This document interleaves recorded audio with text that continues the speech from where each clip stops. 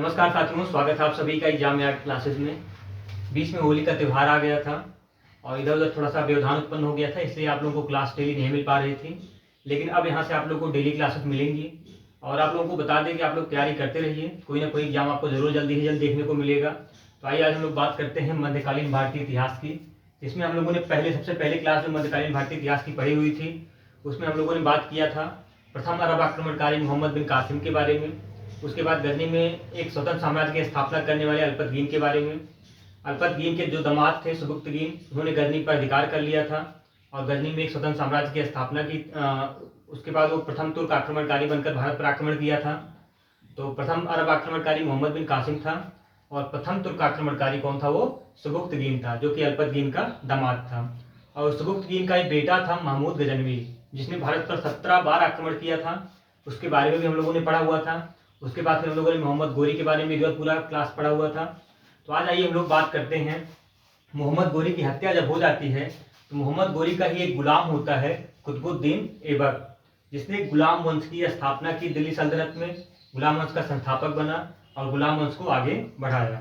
तो हम लोग सबसे पहले बात करते हैं दिल्ली सल्तनत की। दिल्ली सल्तनत जो कि 1206 ईस्वी से लेके 1526 ईस्वी तक चला, इसे ही दिल्ली सल्तनत कहा जाता है। ठीक है, दिल्ली सल्तनत का शासनकाल जो था वो 1206 ईस्वी से लेके 1526 ईस्वी तक चला और अलग अलग वंश के शासकों ने अलग अलग समय में शासन किया। सबसे पहले गुलाम वंश 1206 ईस्वी से 1290 ईस्वी तक चला।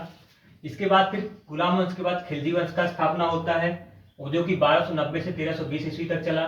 फिर तुगलक वंश, जो कि सबसे अधिक समय तक शासन करने वाला कौन सा वंश था दिल्ली सल्तनत का? वो तुगलक वंश था, जो कि 1320 ईस्वी से 1414 ईस्वी तक शासन किया था। कुल मिला के देखा जाए तो इस तरीके से लगभग 100 वर्ष के आसपास तुगलक वंश ने शासन किया था। जबकि सैयद वंश जो था वो 1414 से 1451 ईस्वी तक, और उसके बाद लास्ट में लोदी वंश 1451 से 1526 ईस्वी तक। तो हम लोग एक एक वंश को करके पूरा क्लासेस कवर करेंगे। आज की क्लासेस में हम केवल आप लोगों से बात करेंगे गुलाम वंश के बारे में। तो गुलाम वंश देखा जाए तो गुलाम वंश की जो अवधि है, समय काल है, वो 1206 ईस्वी से 1290 ईस्वी तक चलता है।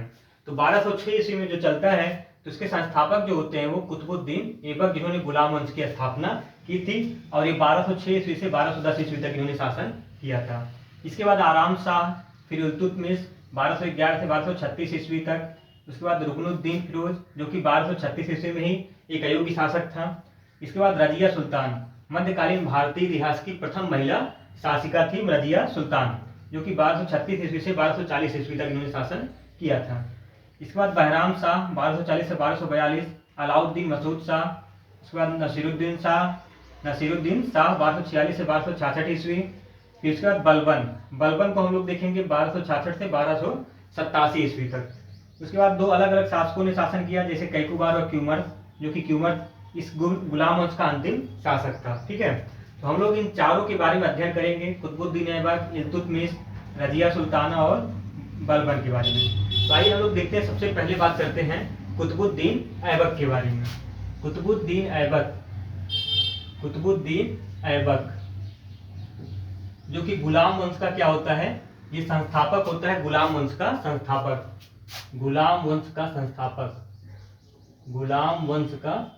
संस्थापक कौन होता है? वो कुतुबुद्दीन ऐबक। बार बार एग्जाम से पूछा जाता है। ठीक है, गुलाम वंश का संस्थापक। जबकि अगर गुलाम वंश का वास्तविक संस्थापक पूछेगा तो वहां पे आप लगाएंगे इल्तुतमिश को। अगर गुलाम वंश का वास्तविक संस्थापक पूछता है तो इल्तुतमिश को आप लगाएंगे, और अगर गुलाम वंश का संस्थापक पूछता है नॉर्मली ऐसे तो आप कुतुबुद्दीन ऐबक को लगाएंगे। और ये 1206 ईस्वी से 1210 ईस्वी तक इसका शासनकाल रहा था। यह मोहम्मद गोरी का एक गुलाम था। मोहम्मद गोरी, जिसने मैंने पिछले क्लास आप लोगों को पढ़ाया हुआ था, उसी का यह गुलाम था। उसकी हत्या जब हो जाती है गोरी की, तो उसके बाद ही कुतुबुद्दीन ऐबक ने गुलाम वंश की स्थापना की। और इसके गुरु जो थे वो बख्तियार काकी थे। कौन थे? बख्तियार काकी। ये भी कभी कभी एग्जाम में पूछता है कि बख्तियार काकी कौन थे? तो कुतुबुद्दीन ऐबक के गुरु थे। ठीक है, कुतुबुद्दीन ऐबक के गुरु थे।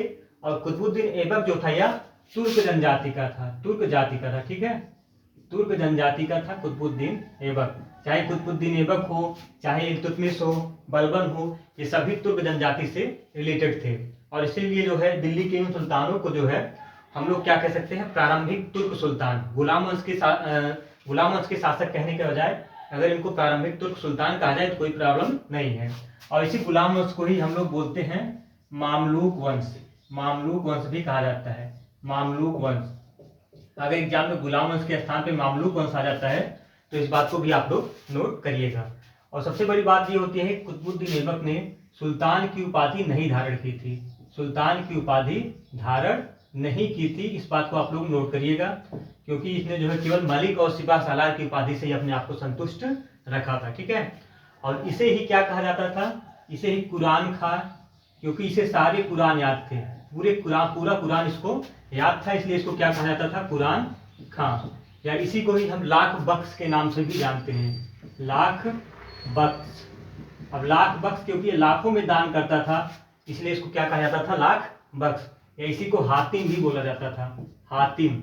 ये गरीबों का मसीहा बना हुआ था, इसलिए इसको हातिम भी बोला जाता था। इसे इन नामों से भी जाना जाता है कुतुबुद्दीन ऐबक को, ठीक है। और इसके शासन काल में ही दो बड़े इतिहासकार, एक मिनहाजुस सिराज और हसन निजामी। कौन कौन, मिनहाजुस सिराज, मिनहाज उस सिराज, आपने नाम सुना होगा, मिनहाजुस सिराज और हसन निजामी, दो इसके दरबार में रहते थे, एक हसन निजामी और एक मिनहाजुस सिराज। और मिनहाजुस सिराज जिन्होंने तबकात नासरी की रचना की थी, तबकात ए नासरी, तबकात ए नासरी की रचना किसने की थी, मिनहाजुस सिराज ने की थी। इसके बाद हसन निजामी की भी एक रचना थी, बहुत ही महत्वपूर्ण रचना है, ताजुल नासिर, ताज उल नासिर, ठीक है। ये दोनों को आप याद करिएगा, दोनों बहुत ही इंपॉर्टेंट है। मिनहाजुस सिराज, इनकी रचना है तबकात नासरी। हसन निजामी, इनकी जो रचना थी वो थी ताजुल नासिर। ये दोनों इतिहासकार किसके दरबार में रहते थे, कुतुबुद्दीन ऐबक के दरबारी थे, ठीक है। इन बात को आप लोग याद करिएगा। और कुतुबुद्दीन ऐबक जो इसकी राजधानी थी वो क्या थी, लाहौर थी। इस बात को आप लोग नोट करिएगा, इसकी राजधानी जो थी वो लाहौर थी। दिल्ली को इसने अपनी राजधानी नहीं बनाया था, इसने लाहौर को ही अपनी राजधानी बनाया था। और जब इसकी मृत्यु होती है, इसकी मृत्यु कब होती है, 1210 ईस्वी में चौगान के खेल, चौगान का जो खेल था, जो इसे आधुनिक नाम पोलो भी कहा जाता है, आधुनिक नाम क्या कहा जाता है, पोलो। 1210 ईस्वी में घोड़े से गिरने के बाद जब इसकी मृत्यु हो जाती है तो 1210 ईस्वी में इसका जो मकबरा बनता है वो लाहौर में ही बनता है। इस बात को आप लोग नोट करिएगा, इसका मकबरा कहाँ बनता है, लाहौर में। और इस चौगान के खेल से घोड़े से गिरने से इसकी मृत्यु हुई थी, ठीक है। और इसके बाद अगर बात की जाए, इसने इसके द्वारा जो बनवाए गए दिल्ली में कुव्वत उल इस्लाम मस्जिद, दिल्ली में एक मस्जिद बनवाया गया, ध्यान दीजिएगा, दिल्ली के मेहरौली में क्या बनवाया गया, कुव्वत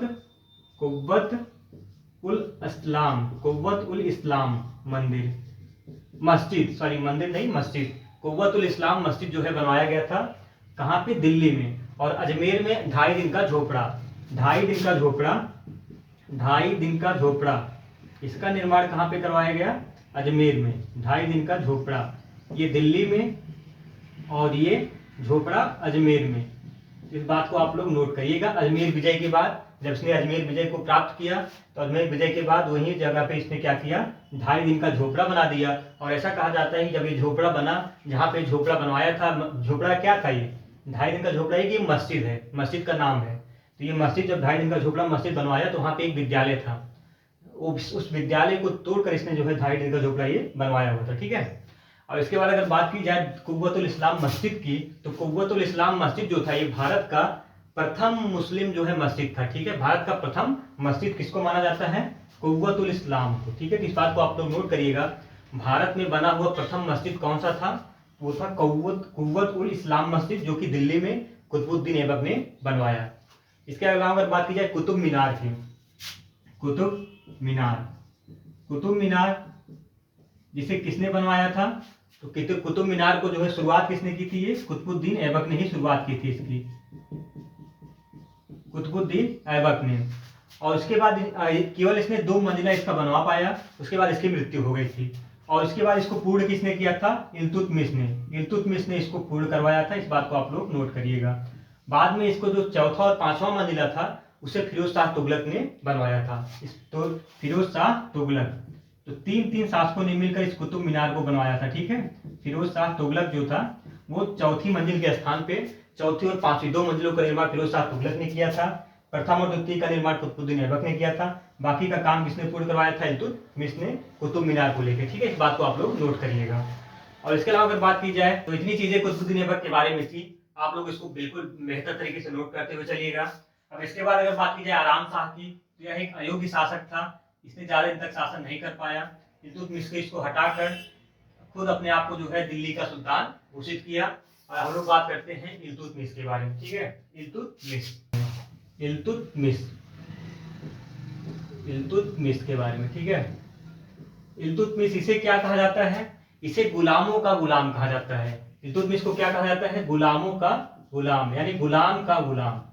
गुलाम का गुलाम किसे कहा जाता है? बार बार क्वेश्चन एग्जाम में पूछता है। तो गुलाम का गुलाम इल्तुतमिश को कहा जाता है, क्योंकि मोहम्मद गोरी का गुलाम था कुतुबुद्दीन ऐबक, और कुतुबुद्दीन ऐबक का गुलाम था इल्तुतमिश। इस बात को आप लोग नोट करिएगा कि गुलाम का गुलाम किसे कहा जाता है? इल्तुतमिश को। और इसका जो शासन काल था वो 1211 से 1236 ईस्वी तक था। इस बात को आप लोग नोट करिएगा, 1211 से 1236 ईस्वी तक इल्तुतमिश का शासनकाल था। ठीक है, और यह भी इल्वरी तुर्क जनजाति का था। किस जनजाति का था?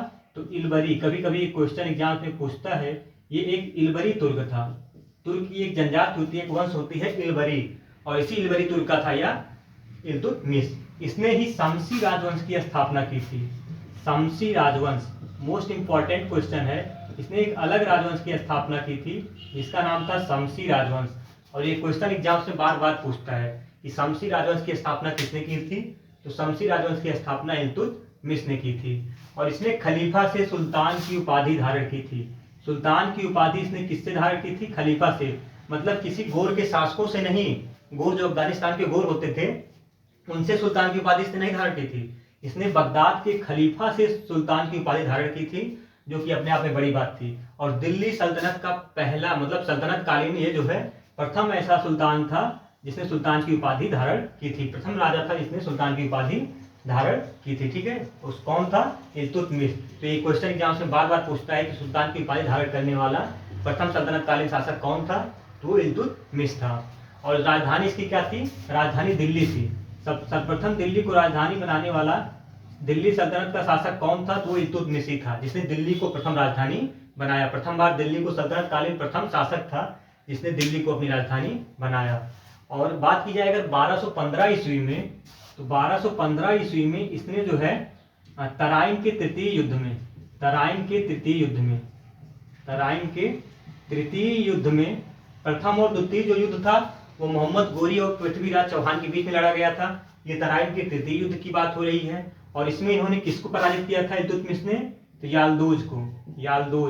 यालदोज को तृतीय युद्ध में पराजित किया था, तराइन के तृतीय युद्ध में 1215 ईस्वी में। कभी कभी एग्जाम में क्वेश्चन पूछता है कि 1215 ईस्वी का जो युद्ध हुआ था वो किसके बीच लड़ा गया था? तो इल्तुतमिश और यालदोज के बीच। कहाँ पे लड़ा गया था?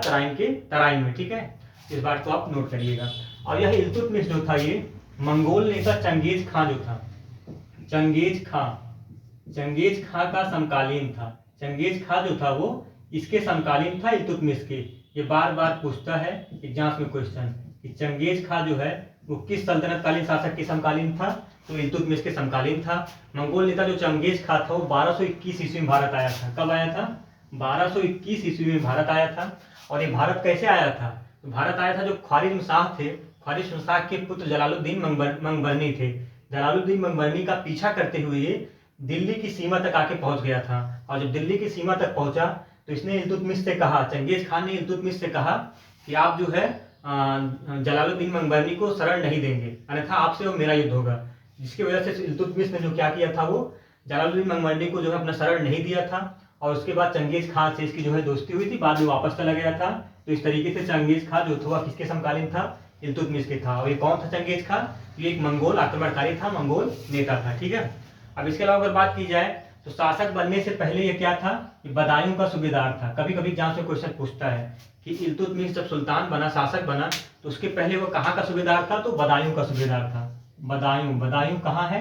तो बदायूं आपके यूपी में है। इस बात को आप लोग नोट करिएगा। बदायूं का ये सूबेदार था। और किसका गुलाम था? तो कुतुबुद्दीन ऐबक का गुलाम था। और इसने ही भारत में सर्वप्रथम शुद्ध अरबी के सिक्के चलाए थे। सर्वप्रथम शुद्ध अरबी के सिक्के भारत में किसने चलाए थे? शुद्ध अरबी के सिक्के सर्वप्रथम भारत में किसने चलाए थे? तो इल्तुतमिश ने चलाए थे। बार बार एग्जाम में क्वेश्चन पूछता है कि सर्वप्रथम शुद्ध अरबी के सिक्के भारत में किसने चलाए थे? इल्तुतमिश ने चलाए थे। जिसमें चांदी का जो टंका था, चांदी का टंका जो था, चांदी का टंका वो 175 ग्रेन का था। कितना था? 175 ग्रेन था। और तांबे का जीतल, तांबे का जीतल, इस तरीके से इसने प्रारंभ किया। चांदी का टंका और तांबे का जीतल। और सर्वप्रथम इसने जो है क्या किया था? टकसाल पर, सिक्कों पर टकसाल का नाम लिखवाने की परंपरा शुरू की थी। सिक्कों पर टकसाल का नाम लिखवाने की परंपरा किसने शुरू की थी? वो इल्तुतमिश ने शुरू की थी। इन सब चीजों को आप नोट करते हुए चलिएगा, बहुत इंपॉर्टेंट है। और इसके सबसे जो मोस्ट इंपॉर्टेंट चीज है इल्तुतमिश के बारे में, इसने जो इसका जो पुत्र था वो नासिरुद्दीन महमूद था। और नासिरुद्दीन महमूद का मकबरा कहाँ पे बनवाया था? सुल्तानगढ़ी में बनवाया था।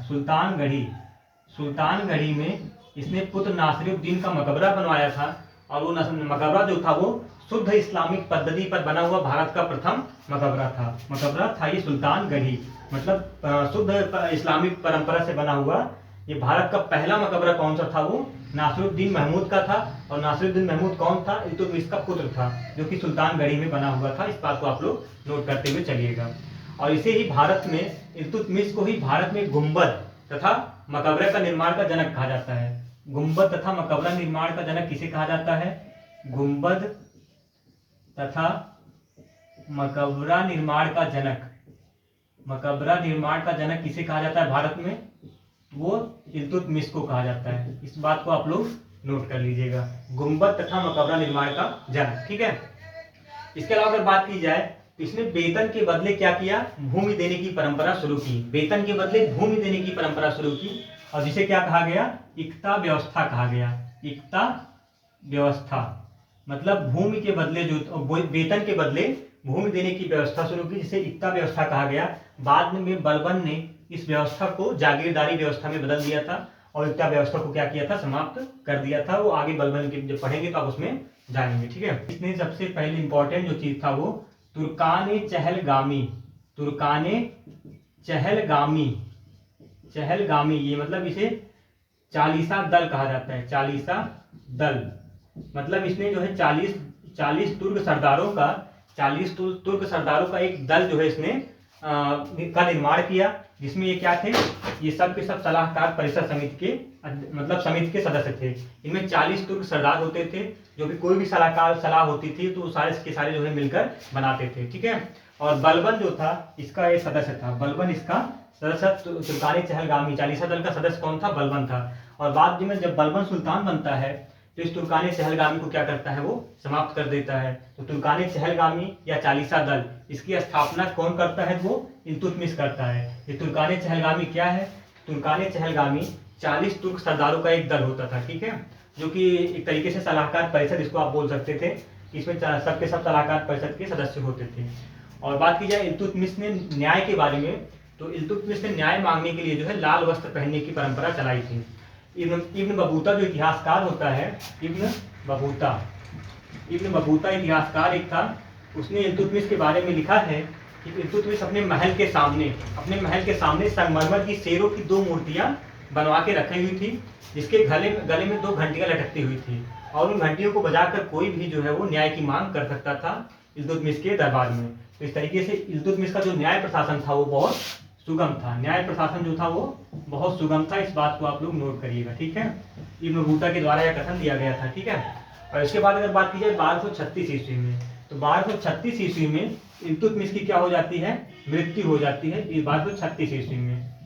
और जब 1236 ईस्वी में इसकी मृत्यु हो जाती है तो इसने अपने शासन काल में ही रजिया सुल्तान को क्या किया? दिल्ली का सुल्तान घोषित कर दिया, रजिया सुल्तान को। लेकिन जो ये तुर्कानी चहलगामी के सदस्य थे, जिसमें 40 तुर्क सरदार थे, वो रजिया सुल्तान को पसंद नहीं करते थे। वो रजिया सुल्तान के शासन प्रक्रिया से उनको पसंद नहीं करते थे। तो बाद में उन्होंने क्या किया? रुकनुद्दीन को जो है इसका जो है सुल्तान बना दिया कुछ समय के लिए। लेकिन बाद में अपने मतलब वहाँ की जनता का साथ पाकर रजिया सुल्तान पुनः जो है शासिका बन जाती है और कुछ समय तक इसने शासन किया। लेकिन जब 1236 ईस्वी में शासक बनती है तो इसका बहुत जगह विरोध होता है। जितने भी तुर्क सरदार थे सब के सब इसके विरोध में लगे हुए थे। हालांकि बहुत योग्य शासिका थी, मध्यकालीन भारत की प्रथम मुस्लिम शासिका थी रजिया सुल्तान, लेकिन बाद में भी तुर्क सरदारों ने मिलकर इसकी हत्या करवा दी रजिया सुल्तान की। और बाद में इसका अगला शासक कौन बना? वो बहराम शाह बना, जो कि बहुत योग्य नहीं था। इसके बाद जो अगला शासक बना वो अलाउद्दीन मसूद शाह बना। ठीक है, अलाउद्दीन मसूद शाह भी बहुत ज्यादा योग्य नहीं था। उसने जो है 4 साल लगभग शासन किया। अलाउद्दीन मसूद शाह के बाद नसीरुद्दीन शाह जो कि 1246 से 1266 लगभग 20 साल तक शासन किया। और नसीरुद्दीन शाह के बारे में एक चीज कहा जाता है कि यह बहुत ही मितव्ययी शासक था। मितव्ययी मतलब कम खर्चीला वाला शासक। ये जो नसीरुद्दीन शाह एक टोपी सिलकर अपना जीवन यापन करता था। नसीरुद्दीन शाह टोपी सिलकर अपना जीवन यापन करता था, मतलब ये बहुत मितव्ययी था, बहुत कम खर्चीला था। और जो है इसके एक गुलाम जो थे वो बलबन, इसका जो एक गुलाम था बलबन, उसे चालीसा दल में स्थान दिया। चालीसा दल यही जो तुर्काले चहलगामी था, बलबन को इसने ही जो है स्थान दिया था चालीसा दल में नसीरुद्दीन शाह ने। और बहराम शाह के समय में बलबन ने जो है मलिक तथा सिपासालार की उपाधि प्राप्त कर ली थी, मलिक आकुर की उपाधि प्राप्त कर ली थी बहराम शाह के समय में। तो नसीरुद्दीन शाह के समय में बलबन जो था वो बहुत सारी शक्तियां प्राप्त कर चुका था। बलबन जो था और बलबन को ही उलूग खां की उपाधि किसने दी थी? नसीरुद्दीन शाह ने ही बलबन को उलूग खां की उपाधि प्रदान की थी। और नसीरुद्दीन शाह के समय में बलबन ने बहुत सारी शक्तियां प्राप्त कर ली थी। और इसकी मृत्यु के बाद, नसीरुद्दीन शाह की मृत्यु के बाद बलबन ही आखिरी मतलब अंतिम शासक, मतलब इसका नेक्स्ट शासक दिल्ली सुल्तान का बनता है। और जिसके बारे में आप लोग जरूर थोड़ा बहुत जानकारी जरूर आप लोग को लेना है। तो आइए हम लोग देखते हैं बलबन के बारे में।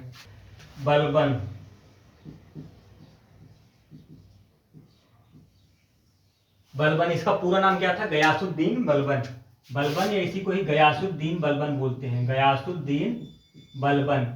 और इसका जो वास्तविक नाम क्या था इसका?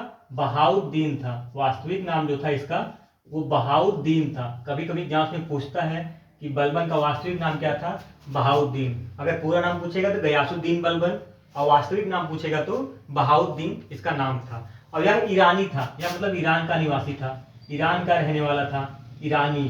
ठीक है, ईरान का रहने वाला था। और इल्तुतमिश ने इसे किससे खरीदा था? तो इल्तुतमिश ने इसे ख्वाजा जमालुद्दीन से 1233 ईस्वी में ग्वालियर विजय के बाद खरीदा था। मतलब बलबन को किसने खरीदा था? तो इल्तुतमिश ने खरीदा था। किससे खरीदा था? ख्वाजा जमालुद्दीन से। ख्वाजा जमालुद्दीन से कब खरीदा था? ग्वालियर विजय के बाद। ग्वालियर विजय कब किया था? 1233 ईस्वी में ग्वालियर विजय के बाद बलबन को इल्तुतमिश ने ख्वाजा जमालुद्दीन से खरीदा था। और इसने ईरान का जो एक प्रथा था सिजदा तथा पैगोस, वो प्रथा जो है भारत में भी प्रारंभ किया। सिजदा तथा पैगोस प्रथा मतलब झुककर जो है आपको सलाम करना, लेट कर सलाम करना, ये सब क्या था? सिजदा तथा पैगोस। ये प्रथा इसने भारत में भी प्रारंभ कर दी कि सुल्तान के सामने कोई भी आएगा पहले इस तरीके की उसको जो है सलाम करना पड़ेगा, झुक कर, लेट कर। ये सारी प्रथा जो इसने भारत में शुरू किया। और फारसी त्योहार नौरोज, एक फारसी त्योहार था नौरोज को भी इसने भारत में धूमधाम से मनाना शुरू किया। किसने? बलबन ने। तो बलबन के बारे में 2 चीजें आप लोग बहुत इंपॉर्टेंट है, एक सिजदा तथा पैगोस प्रथा और दूसरा फारसी त्योहार नौरोज इसने शुरू किया था। अगर बात की जाए इसके शासनकाल की, तो इसका जो शासनकाल था मैंने पहले ही बताया कि 1266 से 1287 इसका शासनकाल से इसकी अवधि थी। ठीक है, और ये बहुत ही क्रूर शासक था। इसने लौह एवं रक्त की नीति अपनाई थी।